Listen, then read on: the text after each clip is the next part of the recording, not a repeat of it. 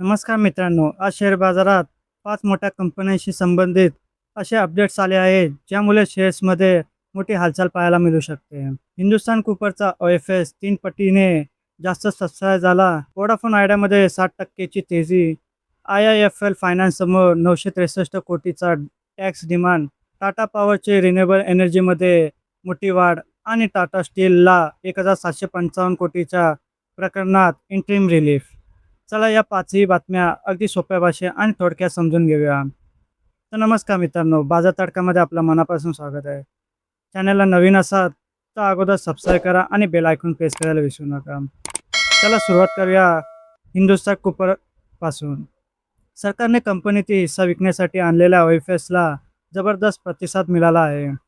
Non retail इन्व्हेस्टरकडून उपलब्ध शेअर्सच्या तुलनेत तब्बल 3.41 पट सबस्क्रिप्शन मिळालेलं आहे. या OFSसाठी फ्लोर प्राईस 514 प्रति शेअर ठेवण्यात आला होता.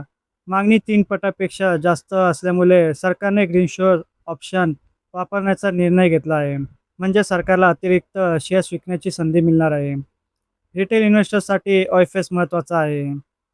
आता येऊया व्होडाफोन आयडियाकडे. व्होडाफोन आयडियाच्या शेअर्समध्ये जवळपास 60% ची जोरदार तेजी पाहायला मिळाली. या तेजीमागे सेबीच्या नेतृत्वाखाली संभाव्य डेप डील ही मोठी चर्चा आहे. कंपनीला नेटवर्क एक्सपान्शन आणि कॅपिटल एक्सपेंडिचरसाठी मोठ्या फंडिंगची गरज आहे.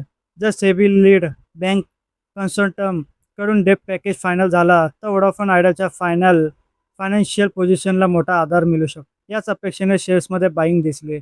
पण इन्व्हेस्टरने एक गोष्ट लक्षात ठेवावी, डेप डील ही चर्चा आणि डील प्रत्यक्ष फायनल होणे या दोन वेगवेगळ्या गोष्टी आहेत.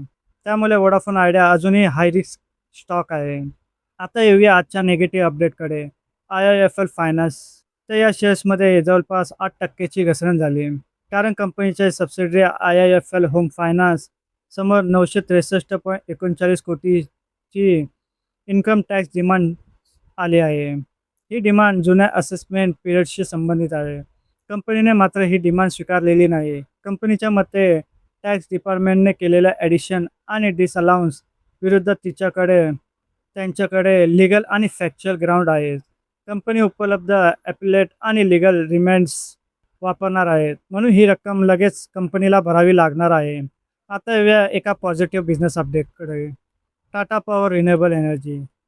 तर कंपनीने राजस्थानमध्ये 190.5 मेगावॅटचा FDRE प्रोजेक्ट कमिशन केला आहे. या प्रोजेक्टसोबत 115 megawatt battery energy storage system देखील आहे. FDRE म्हणजे फर्म अँड डिस्पॅचेबल रिन्युएबल एनर्जी. यामुळे रिन्युएबल पॉवर अधिक रिलायबल पद्धतीने उपलब्ध करून देण्यास मदत होणार आहे. या प्रोजेक्टनंतर टाटा पॉवर रिन्युएबल एनर्जीची टोटल रिन्युएबल युटिलिटी कॅपॅसिटी सुमारे 12.4 गिगावॅटवर पोहोचणार आहे आणि यातील जवळपास 6.9 गिगावॅट कॅपॅसिटी ऑपरेशनल आहे. आता पुढची आणि शेवटची बातमी म्हणजे टाटा स्टील. झारखंडमध्ये कोल मायनिंग प्रकरणात टाटा स्टीलवर जवळपास 1755 कोटीचा डिमांड करण्यात आला आहे.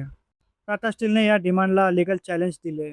आता रिव्हिजनल ऑथॉरिटीने कंपनीची रिव्हिजन ॲप्लिकेशन ॲडमिट केले आहे आणि महत्त्वाचे म्हणजे या प्रकरणात अंतिम निर्णय होईपर्यंत टाटा स्टील विरुद्ध कॉर्सी ॲक्शन घेऊ नये असे इंटरिम प्रोटेक्शन मिळाले आहे. मात्र लक्षात ठेवा, ही 1755 कोटीची डिमांड अजून रद्द झालेली नाही.